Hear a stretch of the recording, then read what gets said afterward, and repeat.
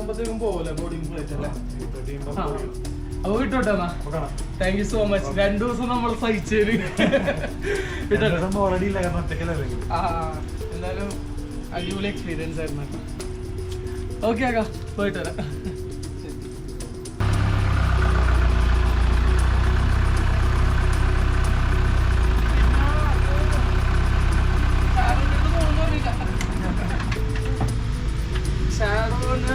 ഷാഡോനെ കാണിച്ചില്ലല്ല, ഷാഡോന്റെ കാര്യം നമുക്കിവിടെ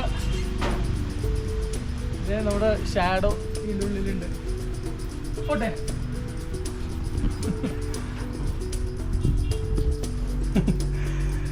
2 ദിവസം നമ്മുടെ കൂടെ ഉണ്ടായിരുന്ന ഷാഡോ. ഷാഡോന്റെ ഈ കേജ് ശ്രദ്ധിച്ചാ നിങ്ങൾ, ഫുള്ള് ഇരുമ്പാണ്. അതായത് ഭയങ്കര ഹാർഡായിട്ടാണ് ചെയ്തേക്കണം. അതായത് ഒരു കാരണവശാലും പുലിക്ക് പട്ടീനെ പിടിക്കാതിരിക്കാൻ വേണ്ടിയുള്ളതാണ്. അപ്പോൾ ഇവിടെ ലെപ്പേർഡും കണ്ടില്ലേ കാട്ടുപോത്തൊക്കെ ഉണ്ടായത്, പിന്നെ കരടിയൊക്കെ സ്ഥിരം വരും. അപ്പോൾ പുലി പിടിക്കാതിരിക്കാൻ വേണ്ടി ഇത്ര ഹാർഡായിട്ടുള്ള കേജ്. ഇത് ഭയങ്കര പ്രയാസപ്പെട്ടല്ലേ ഇങ്ങോട്ട് കൊണ്ടുവന്ന് എത്തിക്കാനൊക്കെ. 10 പേര് പിടിച്ചാണ് 10 പേരല്ലേ ലോറി കൊണ്ടുവന്നിട്ട് പിടിച്ച് 10 പേരൊക്കെ. ഓക്കെ ഏട്ടാ.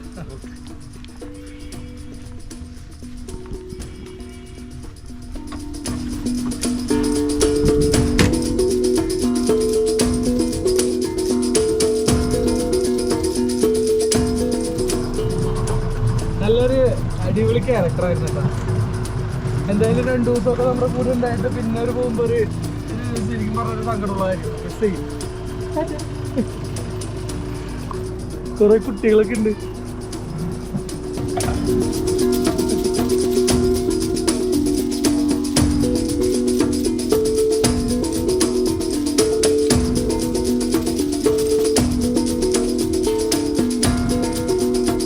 അപ്പോൾ നമ്മിന്നിപ്പോ എക്സ്പ്ലോർ ചെയ്യാൻ പോണത് ഇവിടെ കൂണൂർ ഏറ്റവും നിയറസ്റ്റ് ആയിട്ടുള്ള 2-3 സ്പോട്ടുകളാണ്. അപ്പൊ ഇപ്പൊ പോണത് പക്കാസുറ മല എന്ന് പറഞ്ഞൊരു മലയിലോട്ടാണ്. ഇങ്ങോട്ടൊന്ന് നോക്കി പുള്ളി അപ്പുറത്തോട്ട് നോക്കിക്കൊണ്ടിരിക്കണം. ഇവിടെ വണ്ടിയൊന്നും പുള്ളി അറിഞ്ഞിട്ട് പോലും ഇല്ല. അപ്പൊ നമ്മ ഇന്നലെ രാത്രി വന്ന വഴിയാണ് എസ്റ്റേറ്റ് റോഡ്, മറ്റേ കുറച്ച് ഷോലയിൽ കൂടെയൊക്കെ വന്നില്ല, ആ വഴി റൂട്ട് തന്നെയാണ് ഇപ്പൊ പോണത്. അപ്പൊ പിഞ്ചേട്ടൻ പറഞ്ഞിതാണ് ഏറ്റവും ഷോർട്ടസ്റ്റ് വഴി ഇപ്പൊ പക്കാസുറ മലയിലോട്ട്. അപ്പോൾ ആദ്യത്തെ ഡെസ്റ്റിനേഷൻ കൂനൂറിലെ പക്കാസുറ മല.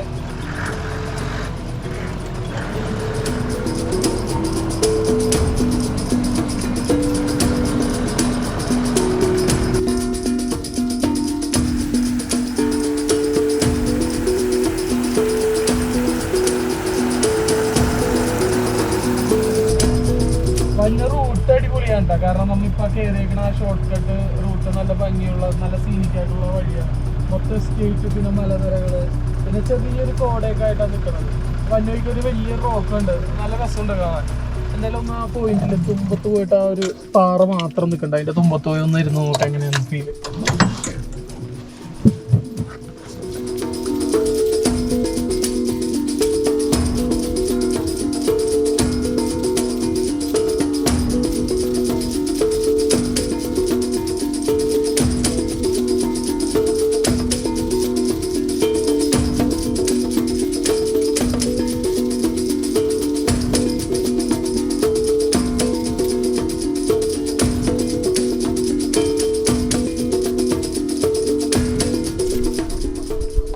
അടിപൊളിയാട്ടാ. ചെറിയ സ്പോട്ടാണെങ്കിലും വണ്ടി നിർത്തി ഇറങ്ങിയത് നന്നായി. കാരണം ഇവിടെ നിന്ന് ഈ ഒരു കംപ്ലീറ്റ് വ്യൂ നമുക്ക് ആസ്വദിക്കാം. ഈ ഒരു ചെറിയൊരു പാറ അതിന് വേണ്ടി വെച്ചക്കണമല്ലോ ഉണ്ട്, ഒരു ബെഞ്ച് പോലെ ഉണ്ട്.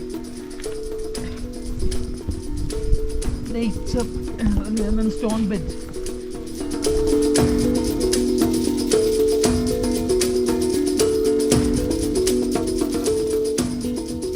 ഈവനിംഗ് ഒക്കെ വന്നിരിക്കുന്ന ഒരു അടിപൊളി സ്പോട്ടുണ്ട് കേട്ടോ. എനിക്ക് തോന്നണം അങ്ങനെ എല്ലാവർക്കും പുറത്തുള്ളവർക്കൊക്കെ വന്ന് ടൈം സ്പെൻഡ് ചെയ്യാൻ പറ്റുമെന്ന് പറഞ്ഞൂടെ. കാരണം ഇത് പ്രൈവറ്റാണ്, എസ്റ്റേറ്റ് റൂട്ടാണിത്. എന്ത് സമാധാനമാണ്. ഓഫ്, ഞാനിപ്പോൾ ഒരു 1 വീക്ക് ബാക്ക് പോകണമെങ്കിൽ, 1 വീക്ക് വേണ്ട, ഒരു 4 ഡേയ്സ് ബാക്ക് പോകണമെങ്കിൽ ആ എറണാകുളത്തുള്ള ആ ഒരു പൊല്യൂഷനും ആ ഹോണടിയും ആ സൗണ്ടും എല്ലാം കൂടി ഒന്ന് ചിന്തിക്കുമ്പോൾ, ആ ചൂടൊക്കെ ഒന്ന് ചിന്തിക്കുമ്പോൾ പെട്ടെന്ന് അവിടെ നിന്ന് ഇങ്ങനെ ഒരു വലിച്ചു കൊണ്ടുവന്ന് ഇവിടെ കൊണ്ടുവന്ന് ഇരുത്തുമ്പോഴുള്ളൊരു ഫീലില്ലേ. ഓ,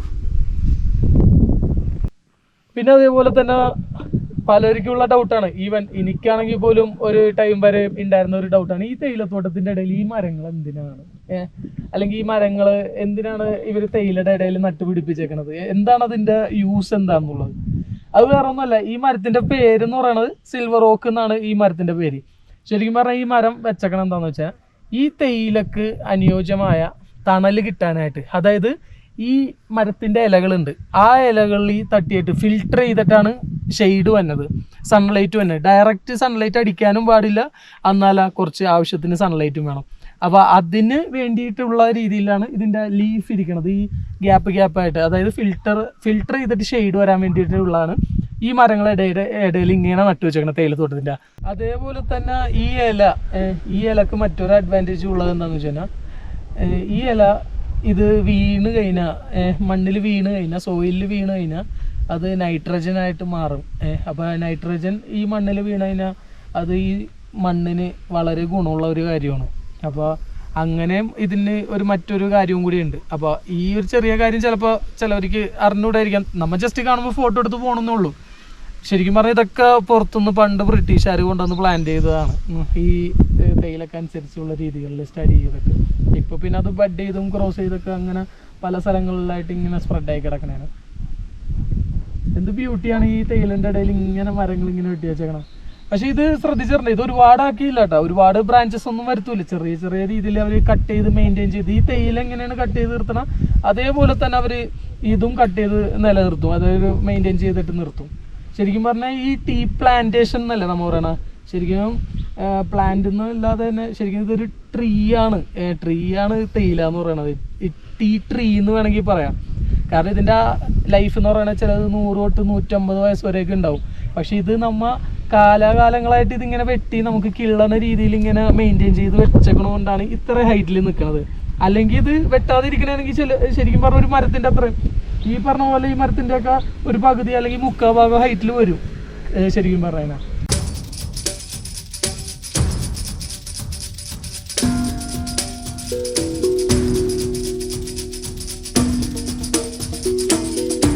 എസ്റ്റേറ്റുകളിൽ പണ്ട് ബൗണ്ടറി തിരിക്കാനും, പല എസ്റ്റേറ്റുകളുടെ ബൗണ്ടറി തിരിക്കാനും പിന്നെ ഡിവിഷനുകൾ തിരിക്കാനും, അതായത് ഏരിയ മാർക്ക് ചെയ്യാനായിട്ട് യൂസ് ചെയ്തിരുന്നതാണ്. പോയിന്റ് സെറ്റ് ചെയ്യാന്നുള്ള ഒരു നെയിമിലാണ് ഈ പ്ലാന്റ് അറിയപ്പെടുന്നത്. ഇതിൽ തന്നെ ഫ്ലവർ ആയിട്ട് വേറെ ഒന്നുമില്ല, ഈ അതേ ലീവ്സ് തന്നെയാണ് ഈ മേളിൽ റെഡ് കളറായിട്ട് ഇരിക്കണം. പക്ഷെ കണ്ടാൽ ഭയങ്കര ഭംഗിയായിട്ടുള്ളതാണ്. അപ്പോൾ ഇത് അന്നത്തെ കാലത്ത് മാർക്ക് ചെയ്യാനൊക്കെ ആയിട്ട് ബ്രിട്ടീഷ് പുറത്തുനിന്ന് കൊണ്ടുവന്ന പ്ലാന്റ് തന്നെയാണ്. ഒബ്വിയസ്ലി അത് തന്നെയാണ്. കാരണം ഇവിടെ കാണുന്ന ഈ നീലഗിരീസിലും മൂന്നാറിലൊക്കെ കാണുന്ന ഒരു മിക്ക പ്ലാന്റ്സും അല്ലെങ്കിൽ ട്രീസൊക്കെ കുറേയൊക്കെ പുറത്തുനിന്ന് കൊണ്ടുവന്നേക്കണേണ്. പിന്നെ ഇതിൽ വേറൊരു കാര്യം കൂടി ഉണ്ടായിട്ട് അറിയണ്ട, അതായത് ഈ ഒരു പ്ലാന്റിൽ ഈ ഫ്ലൈയിങ് ആൻഡ് എന്ന് പറഞ്ഞൊരു ഇൻസെക്റ്റ് ഉണ്ട്. അപ്പോൾ ഈ ഇൻസെക്റ്റ് നമ്മളിപ്പോൾ നല്ല വെയിലുള്ള സമയം, അത്യാവശ്യം ഇപ്പോൾ വെയിലുണ്ട്, ഈ ഇൻസെക്റ്റ് ഈ ചെടിയിൽ ഉണ്ടാവും. അപ്പോൾ നമ്മൾ പോയി നിൽക്കണമെന്നുണ്ടെങ്കിൽ ഇത് വന്നിട്ട് നമ്മൾ നല്ല ബൈറ്റ് ചെയ്യും. അതായത് ഫ്ലൈയിങ് ആൻഡ് എന്നാണ് ഇവിടെ ആൾക്കാർ പറയുന്നത്. അപ്പോൾ അത് ആ പേരിൽ തന്നെ ഉണ്ടല്ല, ഉറുമ്പ് കടിക്കും, അതേപോലെ തന്നെ ഫ്ലൈയിങ്. അപ്പോൾ ഈ പറന്നു തന്നെ ഇൻസെക്റ്റ് നമ്മൾ ബൈറ്റ് ചെയ്യും. ബൈറ്റ് ചെയ്ത് കഴിഞ്ഞാൽ നമുക്ക് അലർജി ഉണ്ടാവും, ചിലവർക്ക് സ്വെല്ലിങ് ഉണ്ടാവും, ചിലവർക്ക് ചൊറിച്ചിലുണ്ടാവും.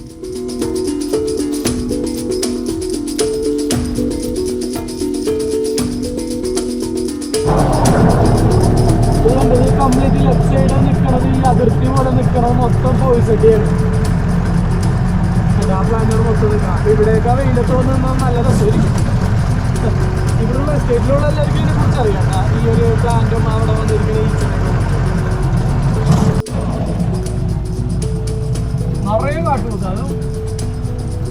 അത് നല്ല ഹ്യൂജ് ആയിട്ടുള്ള കാട്ടുപോത്ത് വേണ്ട, എനിക്കിവിടെ നിന്ന് കാണാം.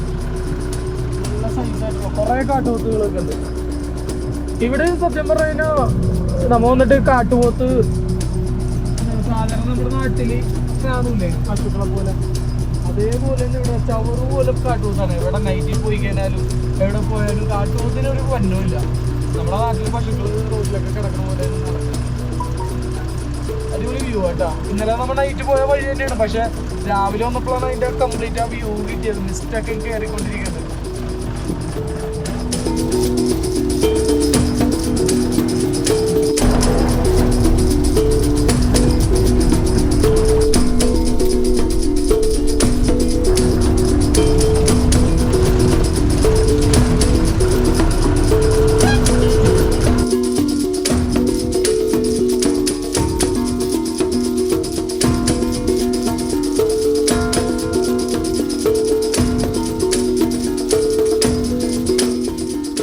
2 കാട്ടുപോത്തൊക്കെ ഉണ്ട് ഇവിടെ.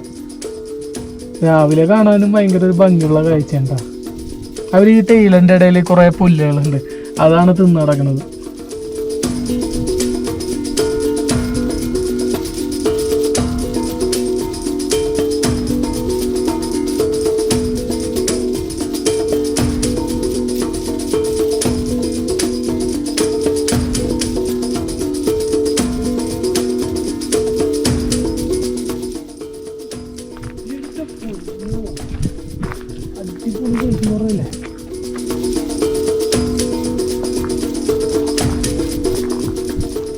ആനയുടെ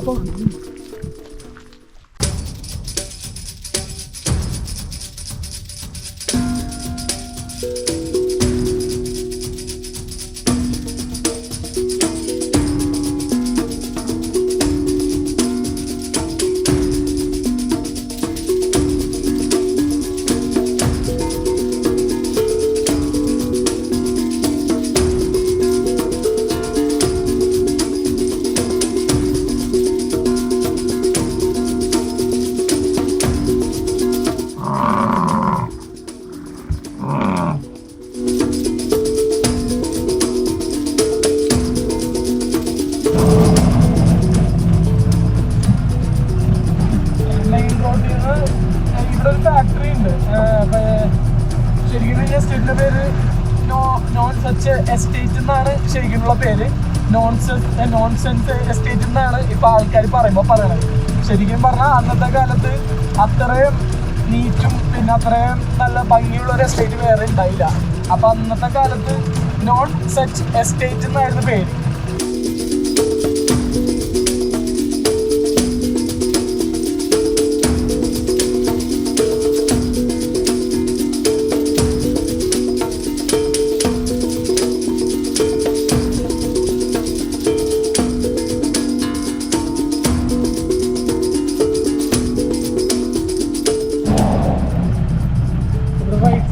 ചെറിയൊരു അരുവിയൊക്കെ പോകുന്നുണ്ട്.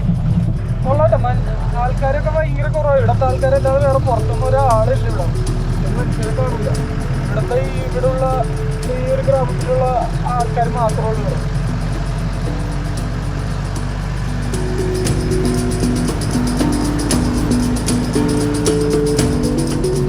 ഡാമാണെന്ന് തോന്നുന്നു. ചെറിയൊരു വെള്ളം കട്ടിങ് ഉണ്ട് ഇവിടെ. അത് വെള്ളം പിടിച്ചു വെച്ചിട്ട് എസ്റ്റേറ്റിലോട്ടുള്ള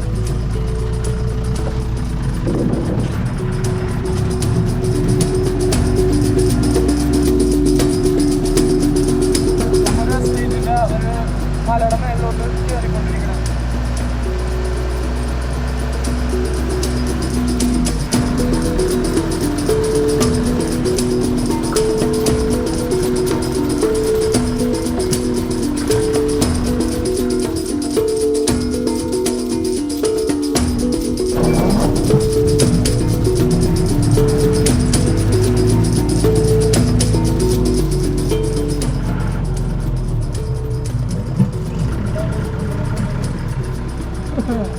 കരടിയുടെ പണി എന്ന് പറഞ്ഞത് ഇതൊക്കെയാണ്. കരടിയുടെ പണി ഒന്നൊന്നര പണി എന്താ അത് എന്ത് വലിയ ഓളാക്കി വെച്ചേക്കണം നോക്കി. അതിൻ്റെ ആ കയ്യിൻ്റെ പാടാണ് ആ കാണുന്നത് മൊത്തം. റൂട്ട് ഒരു രക്ഷയില്ല കേട്ടാ. നല്ല അടിപൊളി റൂട്ടാണിത് മൊത്തം. നല്ല സീനിക് ആയിട്ടുള്ള നല്ല വ്യൂ ആയിട്ടുള്ള റോഡാണ് നമുക്ക് പോയിക്കൊണ്ടിരിക്കുന്നത് മൊത്തം. നമുക്കൊരു മടുപ്പില്ലാത്തൊരു യാത്രയാണ് ഈ വഴി കൂടെ. കംപ്ലീറ്റ് തേയിലത്തോട്ടവും കാര്യങ്ങളൊക്കെ ആയിട്ട്.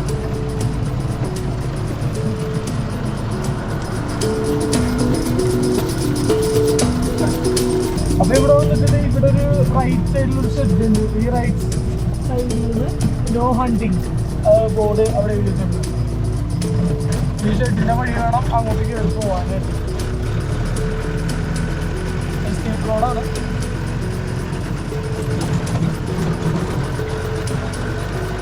കുറച്ച് ചെറിയൊരു ഓഫ് റോഡാണ്.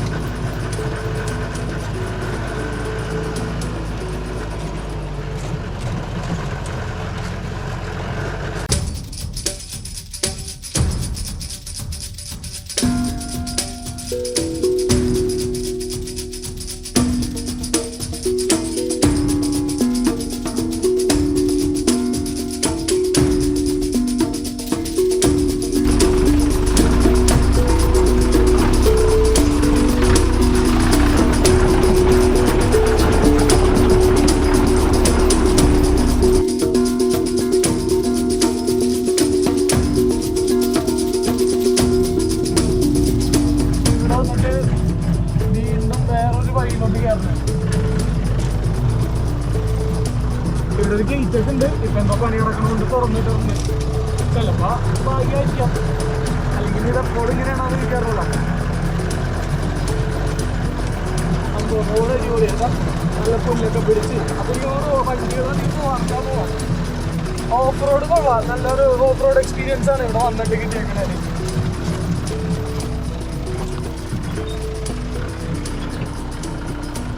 അപ്പൊ 4 വീൽ ഇടാം ഇനി. അപ്പൊ 4 വീൽ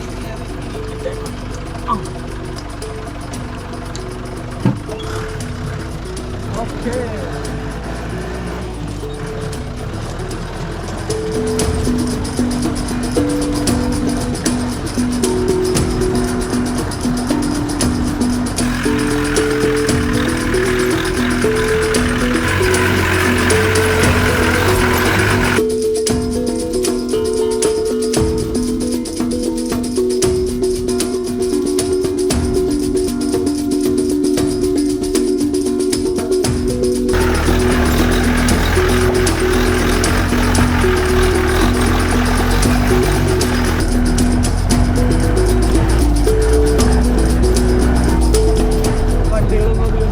തെളിവാണോ ചെടികളൊക്കെ റോഡിലോട്ട് കയറിയിരിക്കുന്നത്. ഞാൻ വിചാരിക്കുന്നത് കൂനൂർ വന്നിട്ട് എന്തെങ്കിലും ഒരു ഓഫ് റോഡ് എക്സ്പീരിയൻസ് വേണമല്ലോ.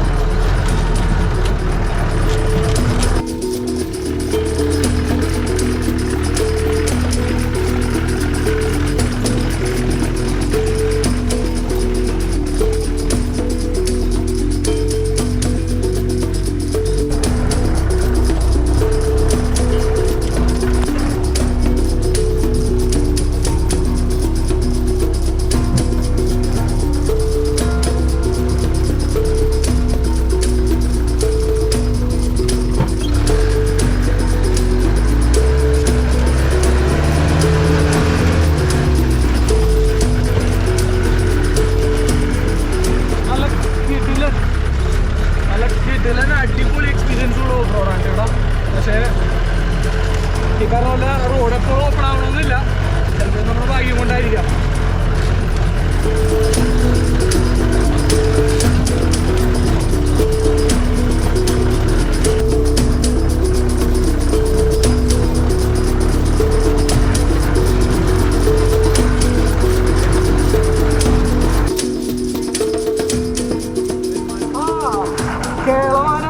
ബാക്കിംഗ് ഡേ എന്ന് പറയും. അത് സാധാരണ പേരായിട്ടായിരിക്കും പോണത്, ഒന്നും കൂടി ഉണ്ടാവും കൂട്ടത്തില്. ഇതൊക്കെ ഇതിന്റെ ചാലാണ്, ഈ മൃഗങ്ങളുടെയൊക്കെ ചാലാണ് ഈ കാണുന്ന ട്രയൽസ്. അവരൊക്കെ സ്ഥിരം റൂട്ടാണത്.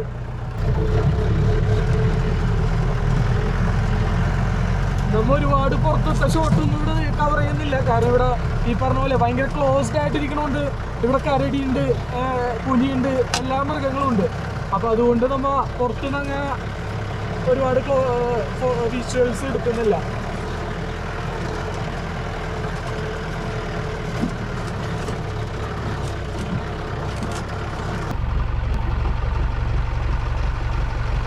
വണ്ടിക്ക് ടയറിന് ഗ്രിപ്പില്ലാത്തതുകൊണ്ട് പെടുത്തില്ലാത്തതുകൊണ്ട് തെന്നി വന്നു. ഇതാണ് മിററും മറ്റേ ആൻറ്റീനും ഒക്കെ ബെൻഡായി. ഒരൊറ്റ വരവേ പറ്റുള്ളൂ, അല്ലെങ്കിൽ അപ്പുറം തന്നെയുണ്ട് കല്ലിൽ മുട്ടും. കയ്യിപ്പോൾ ബാക്കിലേക്ക് എടുത്ത് കൊണ്ടുപോകുന്നത്.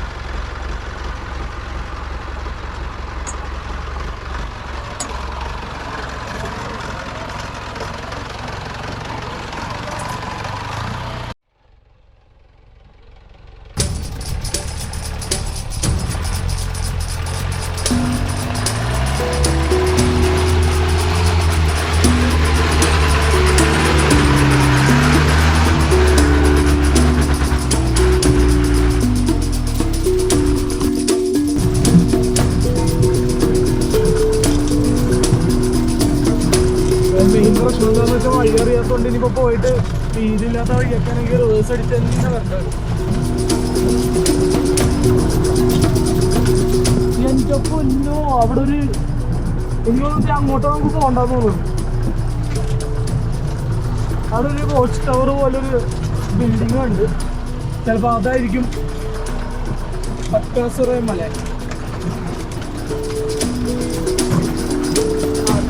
ഡ്രോപ്പിംഗ് നിലത്തൊക്കെ കിടക്കുന്നുണ്ട്. അടിപൊളി സ്പോട്ടാണ്, ഒരു രക്ഷയില്ലാത്ത സ്പോട്ടാണ്. എന്തെന്നറിയാതെ ഏതെന്നറിയാതെ ഇങ്ങനെ പോയിക്കൊണ്ടിരിക്കുന്നത്.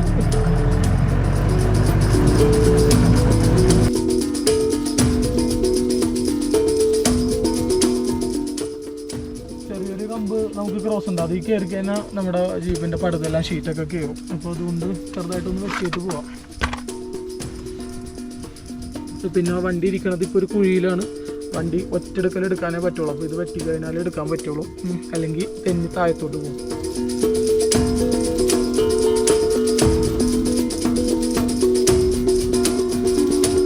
ശരിക്കും ഇങ്ങനെയൊക്കെയുള്ള സ്ഥലത്തൊക്കെ പോകുമ്പോൾ കമ്പൊക്കെ വെട്ടണമെങ്കിലേ മുള്ളൊക്കെ ഉള്ള സ്ഥലത്ത് അല്ലെങ്കിൽ ഗ്ലൗ ഉണ്ടെങ്കിൽ അടിപൊളിയാണ്. ഗ്ലൗ ഉണ്ടായിരുന്നു, ഞാൻ എടുത്തില്ല. കാരണം നമ്മുടെ ബാക്കി ലഗേജൊക്കെ അവിടെ വെച്ചേക്കണേ, ഒരു സ്ഥലത്ത് വെച്ചേക്കണേ.